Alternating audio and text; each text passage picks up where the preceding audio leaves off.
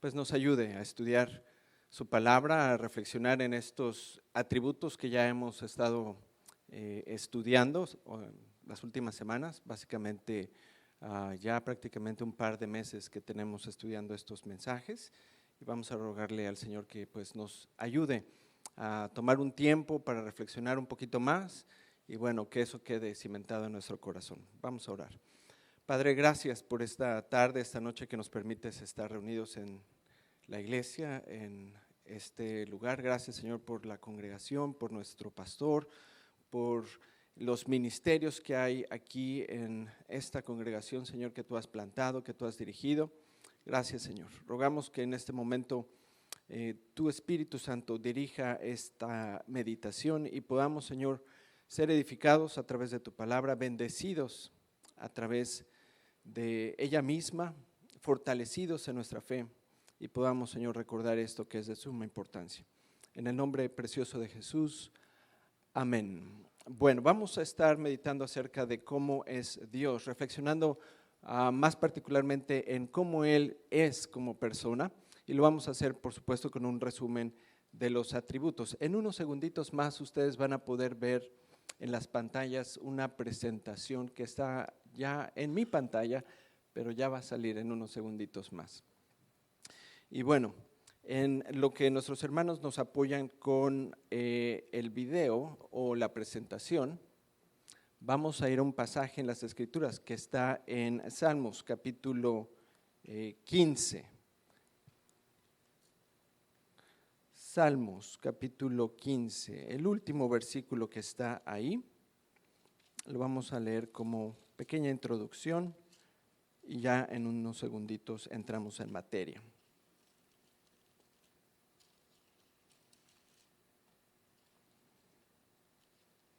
Yo todavía traigo Biblia de papel, yo sé que ustedes solo con 2 clics ahí en su teléfono llegan rápido, así es que perdónenme.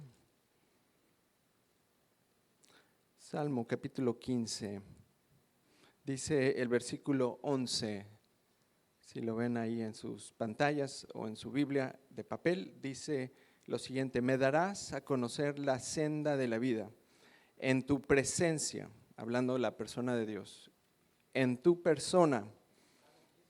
Estoy en el Salmo 16, se me escapó, versículo 11, perdón. Salmo 16, versículo 11, fue mi culpa. Dice lo siguiente: me darás a conocer la senda de la vida en tu presencia, refiriéndose de nuevo a la persona de Dios, en tu persona, en ti, dice el salmista, en ti hay plenitud de gozo, en tu diestra hay deleites para siempre. Y eso es lo que nos enseñan las Escrituras. Bueno, les decía que vamos a reflexionar un poquito acerca de cómo es Dios como persona, y lo vamos a hacer repasando los atributos que hemos ya estado estudiando. Hay un teólogo que vivió aquí en la zona de Vancouver, se llama el J.I. Packer, falleció hace apenas unos meses a motivo del COVID, y bueno, ya también era una persona mayor, más o menos en sus, creo que 80s o 90s años. Él falleció y él escribió un libro que se titula Conociendo a Dios. Fue un clásico dentro de la literatura cristiana y también se utiliza como un libro de texto porque precisamente es una introducción a la teología. Y este señor canadiense, teólogo, escribió este libro precisamente con el propósito de que el pueblo de Dios, la iglesia, aprenda a conocer más a su Creador, aprenda a conocer más a Dios. Y tengo aquí un par de frases que espero ya vayan a salir en su pantalla. Allá nuestros técnicos están trabajando. Y él dice lo siguiente, tengo aquí de nuevo un par de frases. Él dice lo siguiente: descuida el estudio de Dios, duérmete en este servicio y estarás sentenciado a tropezar. No estoy viendo a nadie. Y estarás sentenciado a tropezar y a equivocarte en la vida por tener los ojos vendados, sin sentido de dirección y sin comprensión de lo que te rodea. Así de sencillo. Entre más ignoramos quién es Dios como persona, entre más ignoramos cómo Él es y por qué actúa de cierta manera en ciertos casos y en otra manera en otros casos, entre más ignoramos eso, estamos más y más sentenciados a tropezar en la vida. Los errores más garrafales, si ustedes ya tienen unos añitos de vida como yo, podrán meditar en eso, que los errores más garrafales de nuestras vidas son aquellos en los que hemos ignorado el consejo de la palabra de Dios, donde nos hemos creído que somos sabelotodos y podemos proceder como se nos ronque la gana. Y ahí es cuando nos damos, pero toditita en la cara y empezamos a ver que realmente dependemos de Dios. Y J.I. Packer, denme un segundito, creo que ahora es mi turno de poner algo por aquí. Comparte esto, voy a ponerlo ahí.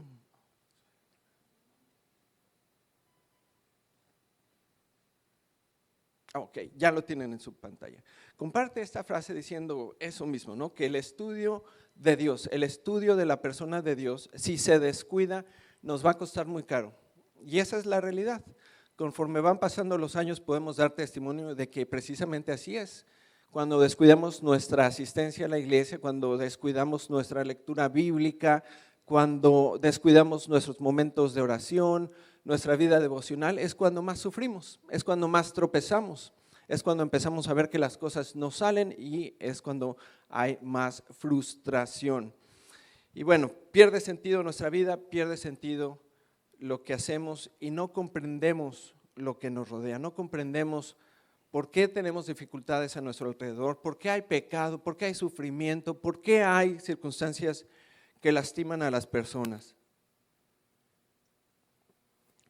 Bueno, en ese mismo libro, él continúa y tiene varios estudios acerca de la persona de Dios y él dice lo siguiente también ahí mismo. Dice, una vez que te des cuenta de que el objetivo principal por el cual tú estás aquí en este momento, por el cual tú fuiste creado, es conocer a Dios, la mayoría de los problemas de la vida se van a solucionar por sí solos. Y eso nos corresponde a todos. Desde los más jóvenes que tienen problemas que para nosotros quizás serían tontos, dijo alguien, yo no escuché, perdón, no quería yo decir eso, pero que son quizás muy simples, muy sencillos, pero realmente pueden ser bastante complicados, como quizás para nosotros ya como adultos que pasamos algunos problemas más complejos que los jóvenes ni siquiera se dan cuenta que estamos viviendo. Todos esos problemas van a ir cayendo en su debido momento y en su lugar, cuando nosotros nos demos cuenta de quién es Dios, de cuál es su provisión, de cuál es su fidelidad, de cuál es su misericordia. Esos problemas se irán solucionando por sí mismos. J.I. Packer, si encuentran ese libro, Knowing God en inglés, Conociendo a Dios, agárrenlo, es un clásico. Dice el Salmo 37, versículo 4, deleítate en el Señor. Y ese deleitarse consiste no solamente en venir a la iglesia y deleitarnos con los hermanos, sino más aún deleitarnos en su persona, deleitarnos en saber quién es Él, cómo es Él como nuestro Padre y cómo es Él como Dios en toda la extensión de su palabra. Aunque por supuesto hay limitaciones para nosotros porque somos seres finitos, de eso ya vamos a ir hablando. Pero este salmo nos dice, deleítate, aprende, busca del Señor y Él entonces concederá las peticiones de tu corazón. Si se preguntan ustedes, ¿y por qué hay cosas que no salen en mi vida? Bueno, a lo mejor deberíamos de regresar a este versículo y leerlo de manera inversa y leer lo siguiente. Si no se han concedido las peticiones de tu corazón, ¿no será que quizás no has encontrado deleite en la persona de Dios? Es algo para meditar, es algo para llevar a nuestro corazón y examinarnos y decir, bueno, si hay ciertas circunstancias en mi vida que no tienen sentido, que no encuentro qué está pasando, ¿no será porque para mí aprender de Dios es algo como que, bueno, sí, qué bien, pero realmente no tiene una importancia? Bueno, denme un segundito.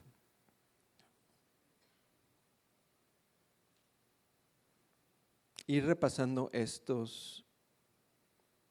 Ok, yo estaba aquí y yo fui ahí y ya pasé por aquí. Ok, déjenme regresar. Ok, vamos a ir repasando entonces los atributos. Ahí los pueden ver con letras muy chiquitas, pero los vamos a ir visitando poco a poco. El primero de los atributos que visitamos es el de independencia, o que también se conoce como aceidad. Y ahí está la definición, las voy a ir leyendo poco a poco, pero vamos a meditar más digamos, devocionalmente en lo que ellas significan. Y la definición es sencilla, dice: Dios no necesita de nosotros, ni de ninguna parte de la creación para cosa alguna. Hago una pausa. Hay por ahí personas que dicen: Dios creó al hombre porque un día se sentía muy solo y quería tener un amigo y te hizo a ti. Eso es falso.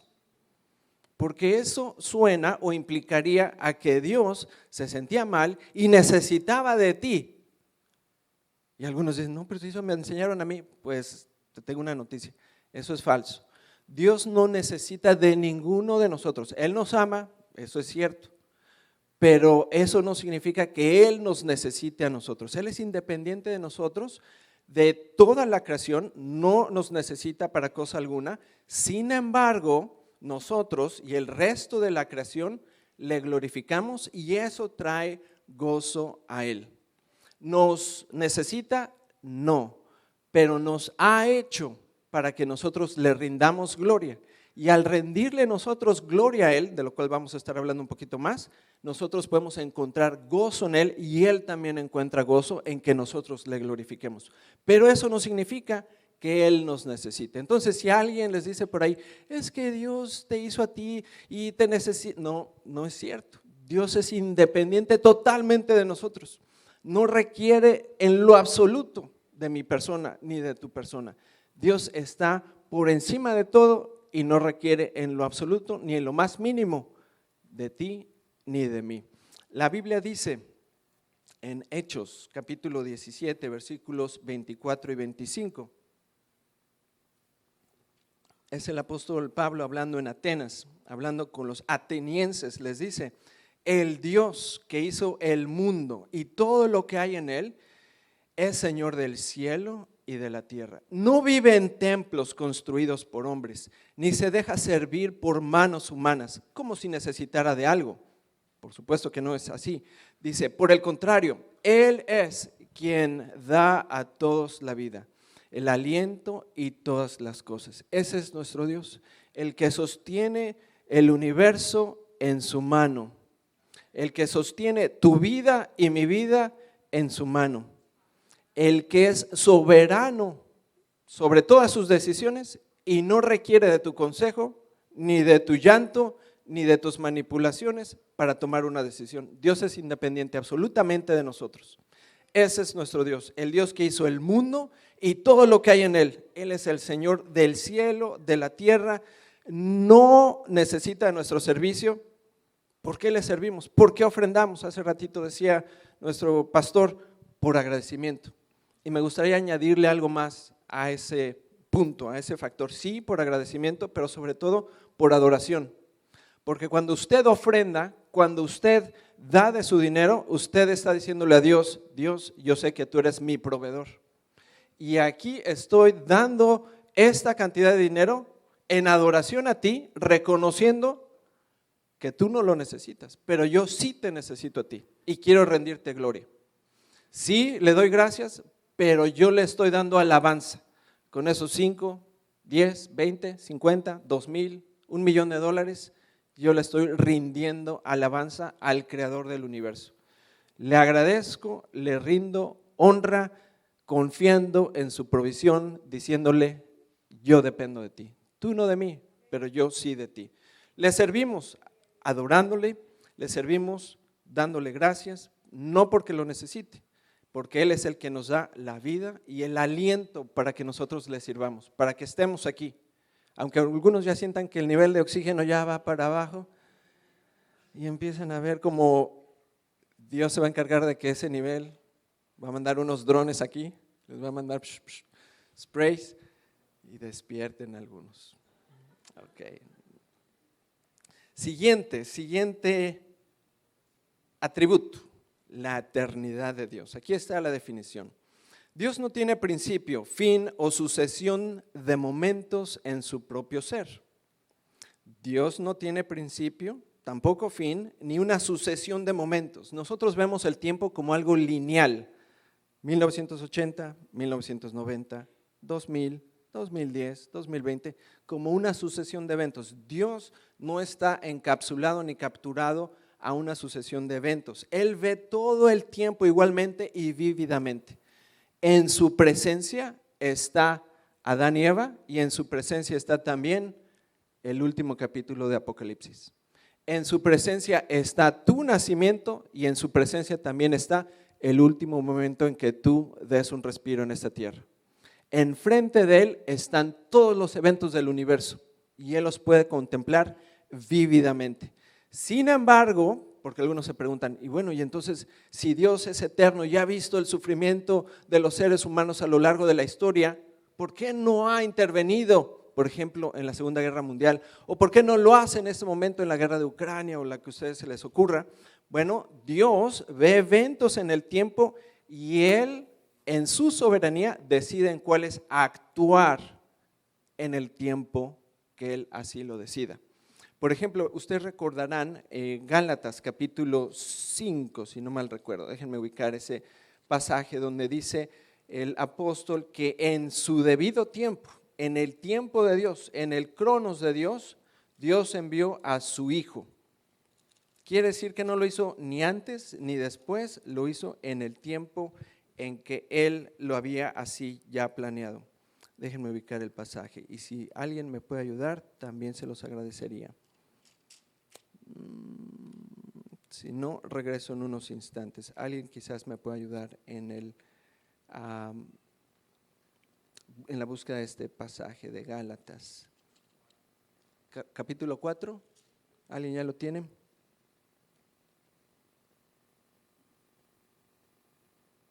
Eso es lo que pasa cuando uno piensa en el momento y uno está buscando el versículo 4:4. Yo dije capítulo 5, perdón.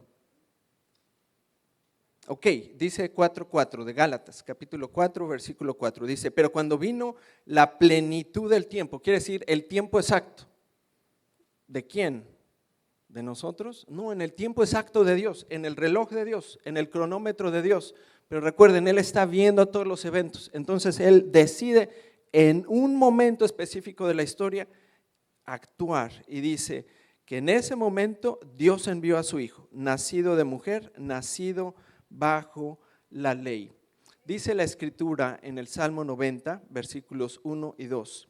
Señor, tú has sido nuestro refugio generación tras generación. Ese es nuestro Dios, que no se cansa de intervenir en nuestra historia, desde el primer día hasta el último día. ¿Cuántos seres humanos fallecen en minutos después de haber nacido? ¿Cuántos pequeños no fallecen en solamente los primeros meses de su vida? Y Dios ha permitido que todos los que estemos aquí estemos respirando en este momento. Dios es nuestro refugio. Dios es el que se encarga de nuestras vidas, de que ese aire que acabas tú de inhalar lo puedas exhalar. Dios está pendiente en cada segundo de tu vida de qué es lo que estás haciendo y cómo lo estás haciendo. Dios es nuestro refugio generación tras generación.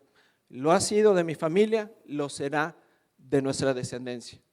Dios es nuestro refugio por todo el tiempo, desde antes que nacieran los montes y que crearas la tierra y el mundo, desde antes de la creación, desde los tiempos antiguos y hasta los tiempos postreros, Dios sigue siendo, es y será Dios. Dios está por encima de cualquier límite de tiempo, de cualquier situación que se refiera al tiempo mismo. Y esto es increíble, hermanos. Para mí, obviamente como ser humano, me envuelvo en estos conceptos y quedo en algunos momentos enredado y pienso y digo, pero ¿cómo? Y no alcanzo a comprender algunas cosas. De hecho, no unas, muchas cosas. Porque estamos tratando de hablar del ser más maravilloso y más complejo del universo, Dios mismo. Quiero traer a su atención otro pasaje en Efesios capítulo 1, hablando de la eternidad. Dice el versículo 4 de Efesios capítulo 1, versículo 4. Dice que Él nos escogió en Él antes de la fundación del mundo. Habla de la eternidad. Habla de que Dios no está viendo, de nuevo, los eventos como si fueran una línea, una sucesión de cápsulas, sino que desde antes de la fundación del mundo, Él conocía a cada uno de ustedes que son de Cristo. Y nos escogió, dice ese versículo, en Él, para que fuéramos santos y sin mancha delante de Él en amor. Y continúa Él diciendo en el versículo 6, lo hizo desde antes de la fundación del mundo para alabanza de la gloria de su gracia, para que nosotros le exaltemos y le demos gloria. Dios es nuestro refugio. Entonces hemos visto dos: la independencia, la seidad, que se conoce así, ese atributo, su eternidad, y ahora vamos a hablar acerca de su infinitud. Cabe señalar que varios de estos atributos están relacionados unos con los otros y parecen en ocasiones hablar de las mismas características, pero no lo es totalmente. Pero sí hay un overlap, un entrelace entre cada uno de estos atributos. El siguiente que hemos estudiado es el de la infinitud. Y significa no solo que Dios es limitado, sino que es ilimitable. No solamente Dios es ilimitado, sino que no se puede poner un límite sobre Él. Y dice la Escritura en Efesios, ahí mismo, en el capítulo 3, versículos 21 y 22.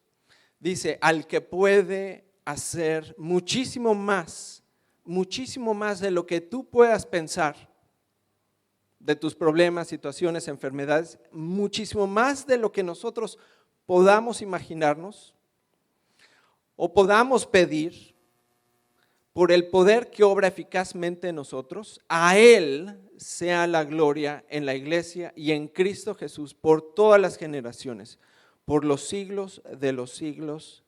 Amén. Dios es infinito. Nosotros tenemos una mente finita.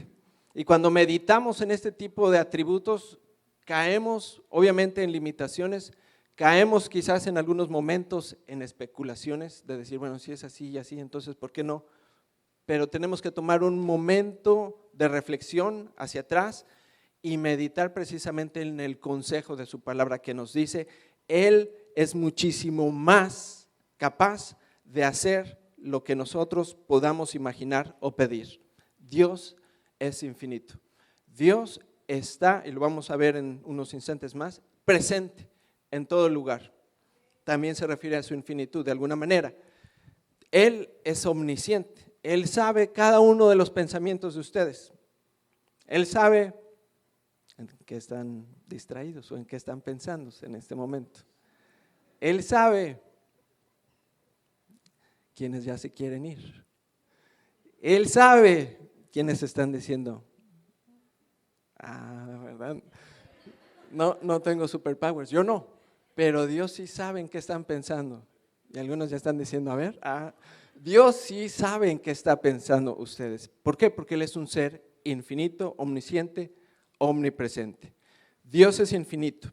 Ahora quiero hacer un pequeño comentario. Quizás ustedes, y si no, quizás algunos jóvenes lo han escuchado en las universidades. Hay por ahí unos inteligentes sabelotodos que dicen, si Dios es tan fuerte y tan grande y tan poderoso, etcétera, etcétera, etcétera, ¿por qué no hace una roca tan grande y tan pesada que ni Él mismo pueda hacer? Bueno, la definición que tenemos aquí dice que Dios es ilimitado y es ilimitable. Quiere decir que Él está no sujeto a las leyes físicas que nosotros conocemos. Él está encima de Newton, de las leyes de la física, la 1, la 2 y la 3. No se la saben, no se preocupen. Pero Él está arriba de Einstein y está arriba del físico más renombrado que pueda existir. Algunos de ellos ya se murieron y están enfrentando juicio delante de la presencia de Dios en este momento. Dios es ilimitable. Entonces, cuando nos vienen con esas cosas y algunos jóvenes que no saben se quedan así como, ¡ay, de verdad! Bueno, lean la definición. Dios es infinito, significa es ilimitado y es ilimitable. Él está fuera de las leyes naturales que nosotros conocemos o cualquier otra restricción. Bueno, ese es el tercero que hemos visitado. El cuarto es el de la omnisciencia. Dice esta definición, Dios se conoce plenamente a sí mismo y a todas las cosas reales y posibles en un acto simple y eterno. ¿Qué significa eso? Bueno, significa que Dios, por supuesto, conoce cada circunstancia, cada concepto, cada situación en el universo y lo conoce todo al mismo tiempo en toda su sabiduría y plenitud. Eso es lo que significa que Él conoce todas las cosas reales, se conoce a sí mismo y es esto un ejercicio simple y eterno. Significa que Dios no está aprendiendo de nosotros o del universo, Dios lo sabe ya. Y eso debería fortalecer nuestra fe infinitamente. Dice Jesucristo en el Sermón del Monte, Mateo capítulo 6, versículo 8, su Padre, y esta es quizás la manera en que mejor conocemos a Dios, su Padre sabe lo que ustedes necesitan antes de que ustedes lo pidan.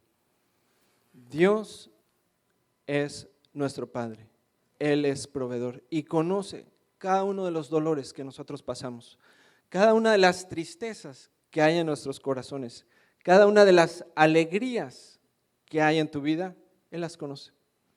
Él sabe en qué estás pensando en este mismo instante. Y Él sabe cuál es la adoración que nosotros traemos aquí a la iglesia cuando estamos cantando. Y quizás eso sería un motivo increíblemente importante para reflexionar y decir, Él sabe cómo le estoy cantando. Él sabe cuál es mi actitud en el servicio. Él sabe a qué vengo yo a la escuela dominical. Él sabe en qué estoy pensando en ese momento. Él sabe cómo oro yo. Él sabe todas tus fechorías y mis fechorías. Él las conoce. Él las conoce. Él es Dios. Y eso debería aterrorizarnos infinitamente, de pensar que hay alguien, porque ustedes a mí me conocen de una manera, pero Dios conoce mi corazón plenamente. Y Él es el que sabe quién soy, quién fui y cómo terminaré. Él lo sabe. Y Él sabe cada una de las circunstancias que pasaremos en la vida, las más felices y también las más tristes, en Cristo. Y nos dice, yo sé lo que tú necesitas. Y quizás no sea material, quizás no sea una casa o un carro, quizás no sea unos documentos de ciudadanía o de refugio o de lo que sea. Quizás sea una buena zarandeada lo que necesitas. Y tú no lo sabes. Quizás lo que necesitas es un buen jalón. Ya no voy a decir más. Un buen pellizco. Él sabe lo que ustedes necesitan antes de que lo pidas. No es así cuando se acercan nuestros hijos y vienen, papá, y el tono, papá. Ya dice uno, ya sabes, yo ya sé qué quieres pedir. Pero la sabiduría de un padre, y en ese caso de nuestro Padre Celestial, es infinita. Y Él dice, no, en ocasiones sí, en ocasiones espera, en ocasiones toma, pero otra cosa. Ese es nuestro Dios, que sabe todo lo que nosotros estamos pensando en ese momento. Él conoce todo tu historial de los chats. Él sabe todo el lenguaje que nosotros utilizamos en nuestra mente, en los textos, en las llamadas. He knows it. Él lo conoce. Ese es nuestro Dios. Ya revisamos entonces su independencia, su eternidad, su infinitud, su omnisciencia, su omnipotencia. Dios es capaz de hacer todo lo que sea su voluntad hacer. Dios hace lo que Él quiera hacer, cuando Él lo quiera hacer y como lo quiera Él hacer. Dios es capaz de hacerlo por su soberana voluntad. Y eso también es bastante profundo. Uno piensa, yo he pasado por algunas circunstancias, algunas fuertes en mi vida. Yo creo que hay hermanos aquí entre nosotros que han pasado circunstancias más difíciles y se preguntan, ¿por qué Dios no intervino de esta manera cuando yo se lo pedí?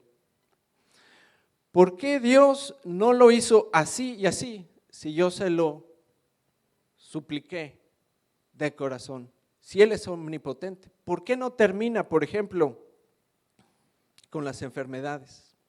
¿Por qué no termina con el cáncer? Se pregunta la gente. Si Dios existe y Dios es bueno, como tú dices, ¿Por qué no termina con la maldad? La respuesta es sencilla, si terminara Él con la maldad, tendría que terminar contigo y conmigo, porque la maldad está en nosotros, porque la maldad está en tu corazón y en mi corazón. Dice Jeremías 32:27, yo soy el Señor, Dios de toda la humanidad. ¿Hay algo imposible para mí? La respuesta es obvia. Dios dice, no, no lo hay, no lo hay. Y Dios utiliza su poder de manera soberana, como lo hizo Él en la creación, al decir que haya luz con el poder de su palabra. Lo hizo también de manera soberana cuando nos trajo a Cristo, diciendo que haya luz en tu corazón, porque Él puede vencer lo que nosotros no podemos vencer. Y ese es nuestro pecado. No hay nada imposible para Dios. Dice 2 Corintios capítulo 4, versículo 6, hablando de la creación, hablando del poder de Dios, hablando de lo que Dios puede vencer. Dice este pasaje de 2 Corintios capítulo 4, versículo 6. Dice lo siguiente, pues Dios que dijo que de las tinieblas, Génesis 1, hablando de Génesis 1, resplandeciera la luz, cuando dijo Él, que haya luz. Él es el mismo que ha resplandecido en nuestros corazones para iluminación del conocimiento de la gloria de Dios en la faz de Cristo. Nosotros no podemos vencer nuestro pecado. La razón por la cual no leemos la Biblia, la razón por la cual no oramos, la razón por la cual decimos, no, qué flojera, yo no quiero ir, ya me voy, qué aburrido, ahorita vengo. La razón por la que tenemos todas esas actitudes es porque hay pecado en nuestro corazón, es porque no queremos luchar contra nuestro pecado. Y Él lo sabe, y en su misericordia, soberanía y poder, Él puede hacer un milagro en tu corazón y en mi corazón, para vencer ese pecado. Nosotros podemos estar hable y hable y hable con nuestros hijos, con nuestros seres queridos, con nuestros vecinos, pero no hay poder humano que pueda vencer y romper las cadenas que hay en sus corazones, por las cuales cuando se les invita a la iglesia o cuando llegan a la iglesia o cuando llega un momento de apreciar algo espiritual, no lo pueden hacer porque son esclavos de su pecado. Y dice el Señor, yo soy el Dios de toda la humanidad. No hay nada imposible para mí. Y ese debe ser un motivo de oración para nosotros. Y decir y clamar a Dios, Padre, haz un milagro en mí. Porque tendemos, como dice Jesús, a ver la viga en el ojo de los demás. La paja en el ojo de los demás y no ver la viga atravesada en nuestro propio ojo. Tendemos a ver lo más minúsculo, los problemas de los demás y hablar de ellos y no darnos cuenta de lo que nosotros estamos padeciendo, del cáncer que nos está carcomiendo. Y ese atributo nos invita a clamar a Dios y decirle, Padre, tengo yo 10, 15, 20, 30, 40 años, 50 años luchando con este pecado en mi vida. Haz un milagro en mí, porque yo no puedo, pero tú sí puedes. Tú eres omnipotente. Padres, abuelos, clamamos a Dios por un milagro. Haz un milagro en sus corazones. Yo no puedo. Yo me frustro. Yo me canso. Yo quisiera hacerlo de una manera, pero Dios es el que tiene la última palabra. Y es su poder el que puede hacer un milagro en tu corazón y en mi corazón. Siguiente, ya vamos avanzando, no se preocupen, nos faltan 3 y voy a ir más rápido. Dice omnipresencia. Dios no tiene tamaño ni dimensiones espaciales. Esto es interesante. Y está presente en cada punto del espacio con todo su ser. Sin embargo, Dios actúa de manera diferente en diferentes lugares. Esta definición nos está diciendo que Dios está aquí en este preciso momento y lo mismo, la misma presencia de Dios está manifestándose, está presente completamente en China en este mismo instante. Y en la Luna, y en Saturno, y en Júpiter, y en las siguientes galaxias.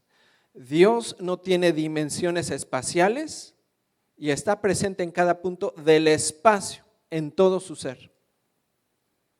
Él está presente en esta iglesia, como lo está presente en la iglesia del Tabernáculo en Centroamérica, y lo está presente en la Casa Blanca y en Ottawa y en cualquier lugar, con todo su ser. Sin embargo, Dios actúa de manera diferentes en diferentes lugares. Porque la pregunta es, si Dios está presente en todos lugares, ¿por qué permite atrocidades como por ejemplo violaciones? Si Él está en ese momento, en toda su plenitud, viendo una atrocidad de esa magnitud, ¿cómo es posible que Él esté enfrente del pecado y no intervenga? Dios, recordemos, es soberano. Y Él ve todos los eventos de toda la historia, de todo el universo, vívidamente enfrente de Él.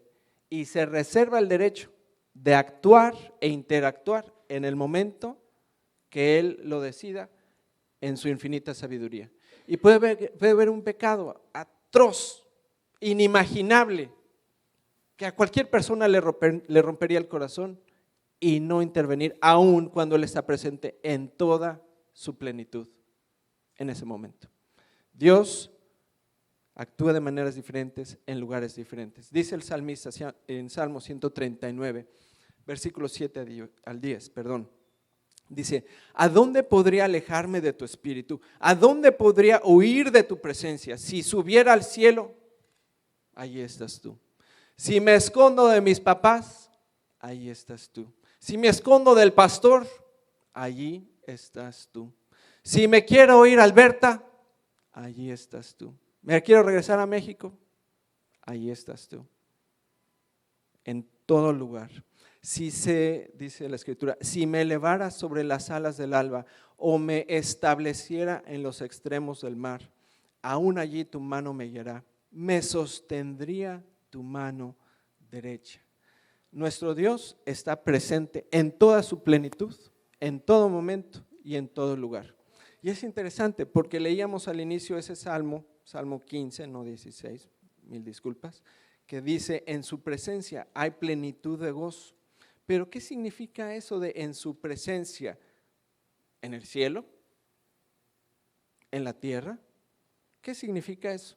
Significa en su persona. En Él hay plenitud de gozo. En Él encontramos sustento, como dice al final de este salmo.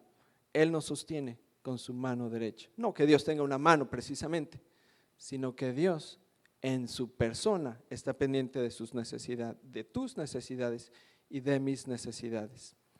Dos más. Gloria. Algunas personas no lo clasifican precisamente como un atributo. Nosotros lo incluimos en nuestros estudios. La definición es la siguiente: Dios se conoce plenamente. Aquí me falló. Esta definición debería decir que la gloria se refiere a la excelencia, aquí me equivoqué, a la excelencia de la persona de Dios. La gloria se refiere a la excelencia y la magnificencia de la persona de Dios. Dice la Escritura, los cielos cuentan la gloria de Dios. El firmamento proclama la obra de sus manos. ¿Qué es la gloria de Dios otra vez? Se refiere a la excelencia de la persona de Dios. Básicamente su reputación, su honor como creador del universo. Esa es la gloria de Dios. Entonces, ¿qué es la gloria? Es la reputación de la excelencia y magnificencia del creador del universo. Y dice este salmista, los cielos dan testimonio de esa reputación, de ese honor, de la magnitud de tus obras, de que tú eres Dios. El firmamento, hace unas semanas se podría apreciar este efecto aquí en la ciudad de Vancouver. El firmamento proclama la obra de tus manos. El firmamento apunta a la excelencia de lo que tú haces en la creación, en mi persona, en el pasado, en el presente y en el futuro. Ustedes recordarán un par de pasajes. Uno de ellos está en Mateo capítulo 5. Jesús hablando en el Sermón del Monte. Déjenme ubicar ese versículo. Es el número 16, Mateo 5, 16. Cuando nos referimos, cuando hablamos acerca de la gloria de Dios, hablamos acerca del honor, de la excelencia de la persona de Dios. Y dice Jesús en términos prácticos, porque esto suena abstracto, la persona de Dios, la excelencia de la persona de Dios. En términos prácticos, Jesús dice, así brille vuestra luz delante de los hombres. ¿Cómo? Con tus obras, con tu testimonio, con nuestras palabras. Así brille vuestra luz delante de los hombres, para que vean vuestras buenas acciones y entonces glorifiquen. ¿Qué significa eso? Den honra.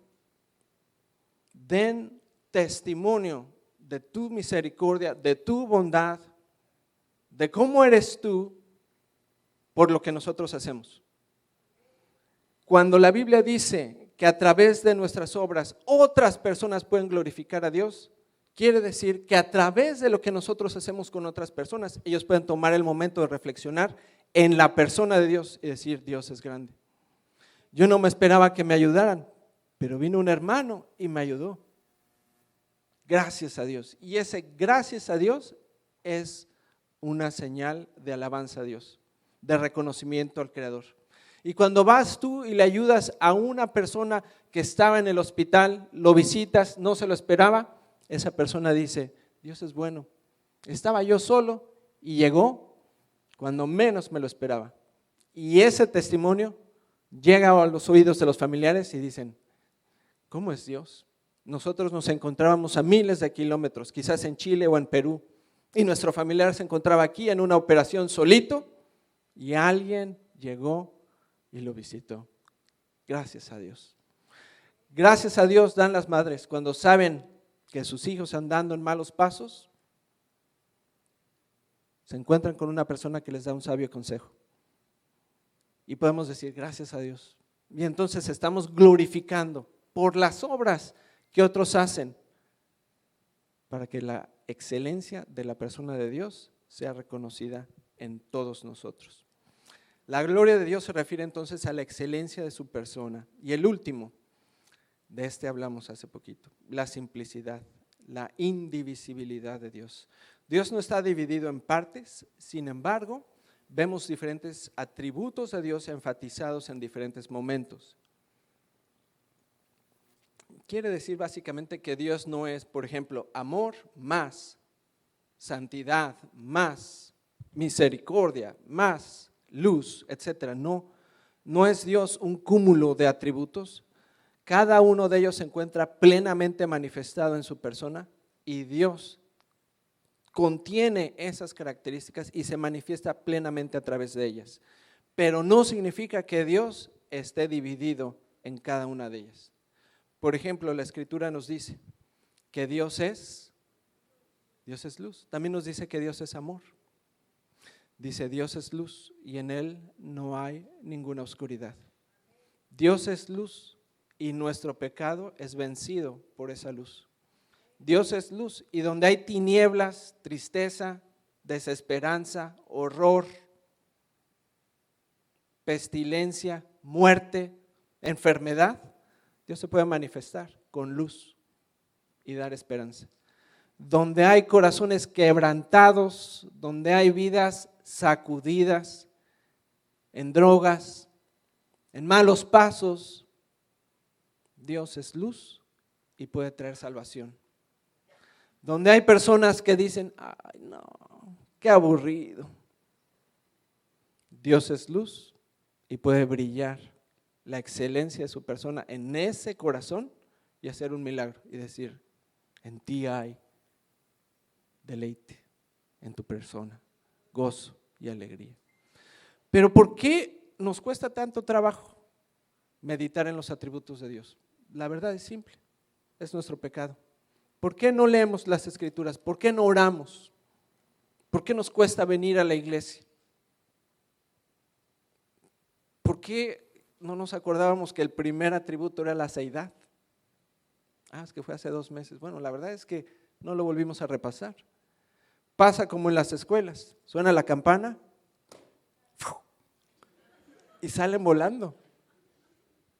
Desde el amén ya están pensando en las pupusas. Ya dejé mi orden. Y es cierto, en esa escalera un día va a haber un accidente, porque todos bajamos así, pum, pum, pum, pum, pum, pum, pum, pum. Y el sermón, en cuestión de segundos se nos olvidó todo. Es más, los reto, solo les doy 5 segundos. ¿De qué se trató el mensaje de hace 2 semanas, de domingo a mediodía? Ya. Pero es la misma actitud que vemos en las escuelas. Los criticamos. Estudia. Revisa tus notas. Si ni nosotros lo hacemos. Con lo que importa demasiado. Nos limitamos simplemente a venir, a decir sí, amén, vámonos ya, ¿no? Cuando estamos desperdiciando entonces nuestro tiempo y no dándonos cuenta de que estamos hablando del ser más excelente y más grandioso, que habita por su Espíritu Santo en nosotros y conoce nuestros corazones profundamente. Clamemos a Dios, roguémosle a Dios que nos ayude a luchar con la flojera. Termino, estaba con los hombres de valor hablando este sábado pasado y les decía, la verdad es que hay temporadas, hay momentos en los que nos sentimos mejor estudiando las escrituras, leyendo, etcétera, y esas temporadas de alguna manera se relacionan como cómo estamos nosotros luchando contra nuestro pecado. Esa es la realidad. Porque hay momentos en que podemos ser las mejores personas y momentos donde somos lo peor. Porque hay esos bajones de domingo a lunes. Porque no hemos aprendido a contemplar la persona de Dios y darle la importancia que hay y dejar ese maldito teléfono en su lugar. Y decirle, perdón, no estoy viendo a nadie. Y decir, ¿sabes qué? Te veo al rato, ahorita quiero poner toda mi atención en lo que estoy escuchando. Vamos a orar. Padre, gracias porque podemos reflexionar en estos atributos y reconocer que tú eres muchísimo más de lo que podemos nosotros comprender. Ruego, Dios, que hagas un milagro en mi corazón primeramente y obres, Dios, con esa luz que hay plenamente en tu persona para romper las tinieblas que hay en mi corazón. Ruego por esta iglesia, Señor, que tú compraste, que tú derramaste tu sangre en la cruz por ella, redimiste para alabanza de la gloria de tu gracia. Suplico, Dios, que nos ayudes. Gracias, Señor, por el estudio de esta noche, Señor, en el cual hemos visto una vez más, en resumen, cada uno de los atributos, Señor, estudiados hasta este día. Gracias porque podemos ver lo grande que tú eres, lo todopoderoso. Y dentro de todo esto, Señor, sabemos que ese plan de redención, de justificación, ese plan, Señor, de ver a tu iglesia desde antes de que estuviéramos en el vientre de nuestra madre. Gracias por haber enviado a Jesús. Si usted está acá y no le ha entregado su vida, este es el día. Si usted no le ha entregado su vida a Jesús, póngase de pie. Mis hermanos diáconos van a orar con usted y por usted para que tome la mejor decisión de su vida. Ya escuchó cada uno de los atributos. Dios no necesita de nosotros, somos nosotros, es la humanidad la que necesita de ese Dios soberano. Porque si usted no le ha entregado su vida, le tengo una noticia. La Biblia dice que hay 2 caminos. Uno es una eternidad en los cielos al tomar a Cristo como Señor y Salvador, y la otra es una eternidad en el infierno. Y si usted no le ha entregado su vida a Jesús, este es el día. Si usted está en casita y no le ha entregado su vida, ¿por qué no hace esta oración conmigo? Ore con fe y repita después de mí: Señor Jesús, yo te recibo hoy como mi único y suficiente Salvador personal. Creo que eres Dios, que moriste en la cruz por mis pecados y que resucitaste al tercer día. Señor, gracias doy a Dios por enviar a Jesús a morir en mi lugar. Si usted hizo esta oración conmigo, le invitamos a que se siga congregando en una iglesia o que busque una iglesia donde se predique la sana doctrina. Amado Padre, te damos gracias una vez más, porque esta semana, Señor, nosotros recordamos ese sacrificio en la cruz del Calvario. Te pedimos que nos lleves con bien y que nos guardes lo que falta de la semana, y que el día viernes podamos estar acá gozándonos, adorándote, porque tú eres digno. En Cristo Jesús. Amén y amén. Iglesia, que Dios les bendiga a todos. Tengan feliz noche. Recuerde que ahí está, miren, el ministerio de seminario está vendiendo este día, así que apoya el ministerio. Ahí están vendiendo tamales de elote, atol, entre otras cosas. Que Dios les bendiga y nos vemos el viernes a las 7:30. Bendiciones.